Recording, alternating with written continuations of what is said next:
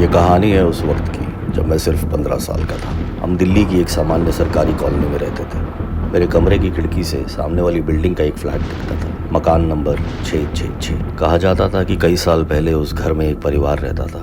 4 लोग थे उस परिवार में और सबने एक रात फांसी लगाकर आत्महत्या कर ली थी। तब से ये माना जाने लगा कि उस घर पर कोई श्राप है। करीब 3 महीने बाद एक रात मैंने देखा उस फ्लैट की लाइट जल रही है। मैं चौंक गया, थोड़ा डर भी लगा, लेकिन एक्साइटमेंट बहुत ज्यादा थी। मैंने हिम्मत करके उस फ्लैट की खिड़की में झांकने की कोशिश की। देखा वहाँ एक परिवार रहने आया था। उस परिवार में मेरी उम्र का एक लड़का था, बिट्टू।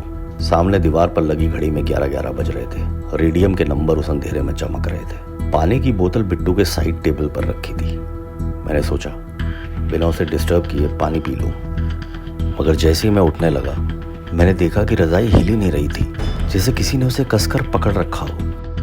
हम दोनों ने सोने की एक्टिंग शुरू कर दी। रजाई ऊपर नीचे हो रही थी, मगर इस बार बारी मेरी थी। मैं चुपचाप आंखें बंद किए लेटा रहा। इतना डर लग रहा था कि शायद अब तो कुछ भी हो सकता था, शायद मौत भी। मैंने हल्की सी आंख खोली तो देखा बिट्टू के पास रखी पानी की बोतल हवा में तैर रही थी। मैंने झट से अपनी आंख बंद कर ली। ये सब देखकर मेरा गला और सूख गया। फिर बोतल को वापस टेबल पर रखने की आवाज आई। इसके बाद कमरे में कदमों की आहट सुनाई दी। वो हवा मेरे चेहरे को छू रही थी। इतनी ठंडी हवा लगने के बाद भी मेरा चेहरा पसीने से भीगा हुआ था। गला पूरी तरह सूख चुका था और गहरी सांसें चल रही थी। और तभी मैंने उस हवा में एक आवाज सुनी, मैं कल पे रहूंगा।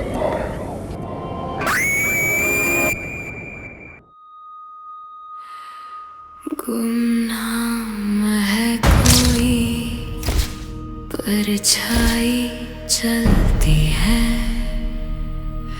सांसों के पीछे, सरगोशी पलती है। कदमों की धुन में कोई नहीं पर है,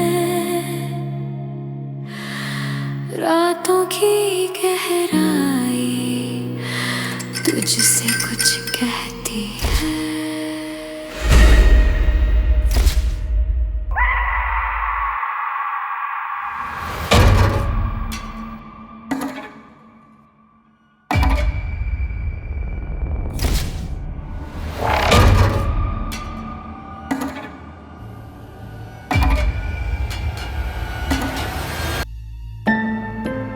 शाम होते होते मैंने तय कर लिया मैं फिर जाऊंगा उस घर में। मैंने माँ से कहा कि दोस्त के घर पढ़ाई करनी है। बैग उठाया और सीधा पहुंच गया मकान नंबर 666।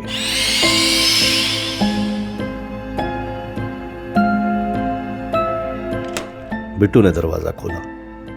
उसकी आंखों के नीचे गहरे काले गड्ढे थे, चेहरा थका हुआ। उसने कहा, तू फिर आ गया? मैं तुझे अकेला नहीं छोड़ सकता था, मैंने जवाब दिया। हमने दरवाजा बंद किया। रात 10:30 बजे तक हम दोनों चुपचाप अपने बिस्तर पर लेटे थे। कमरे की लाइट धीमी थी, पर्दे हिल रहे थे और बाहर से आती सर्द हवा कमरे को और डरावना बना रही थी। 11:11 बजने में कुछ ही मिनट बचे थे। हम दोनों जाग रहे थे, मगर किसी ने भी कुछ नहीं कहा। घड़ी की सुई जैसे जानबूझकर धीरे चल रही थी। 11:11 होते ही कमरे की ट्यूबलाइट फटफड़ाने लगी, फिर बुझ गई। अब बस अंधेरा, ठंडी हवा और सन्नाटा। किचन से बर्तनों की आवाज आने लगी, जैसे कोई खाना निकाल रहा हो। चम्मच गिरने की आवाज, प्लेट का खड़कना। हमने एक दूसरे की ओर देखा। बिट्टू ने धीरे से कहा, वो आ गया है। कमरे का दरवाजा अपने आप धीरे धीरे खुला। बाहर कोई नहीं था, मगर ठंडी हवा अंदर आने लगी। दीवार पर एक लंबी काली परछाई उभर आई। कंधे झुके हुए, चेहरा साफ नहीं, लेकिन साया धीरे धीरे अंदर सरक रहा था। हम सांस रोक कर लेटे थे। परछाई कमरे में घूम रही थी, एक बार बिस्तर के चारों तरफ, फिर चुपचाप दरवाजे की तरफ वापस गई। मैंने महसूस किया कोई मेरे सिर के पास झुका।